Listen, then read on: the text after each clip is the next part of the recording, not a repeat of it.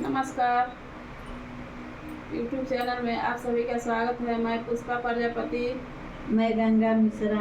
हम लोग देहाती नाच गीत गाने जा रहे हैं, आप लोग सुनिएगा और चैनल पर नए हैं तो लाइक और सब्सक्राइब जरूर कर दीजिएगा। धन्यवाद।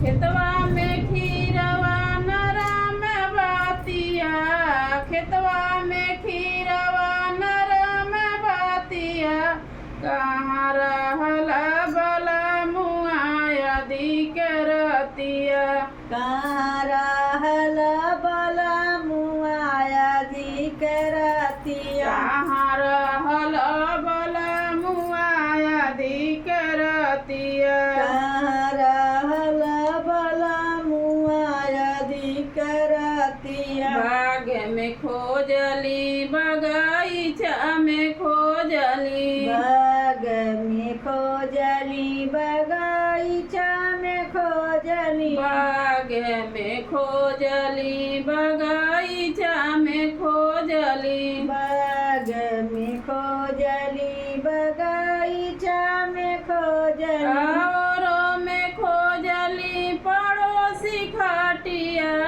आवरों में खोजली पड़ोसी खाटिया, कहाँ रहल बला मुआ अधिक रतिया, कहाँ रहल बला मुआ अधिक रतिया, कहाँ रहल बला मुआ अधिक रतिया, कहाँ रहल बला मुआ अधिक रतिया। खेतवा में खीरवा नरम बातिया, खेतवा में खीरवा नरम बातिया, कहाँ रहल बला मुआ अधिक रतिया, कहाँ रहल बला मुआ अधिक रतिया, कहाँ रहल बला मुआ अधिक रतिया, कहाँ रहल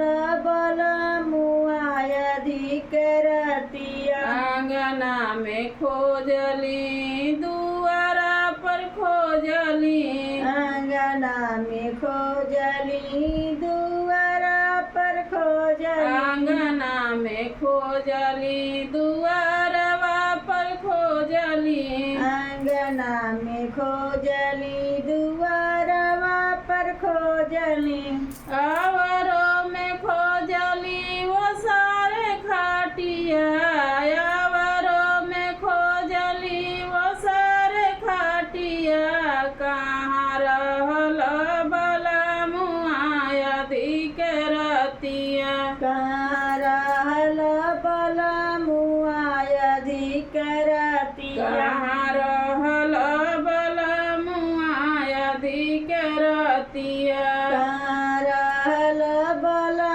मुआ अधिक रतिया। खेतवा में खीरवा नरम बातिया, खेतवा में खीरवा नरम बातिया, कहाँ रहल बला मुआ अधिक रतिया, कहाँ रहल बला मुआ अधिक रतिया, कहाँ रहल बला मुआ अधिक रतिया, कहाँ रहल बला मुआ अधिक रतिया। महल में खोजली दो महल में खोजली, महलों में खोजली दो महलों में खोजली, महलों में खोजली दो महलों में खोजली, महलों में खोजली दो महलों में खोजली, आवरों में खोजली सवाती खाटिया,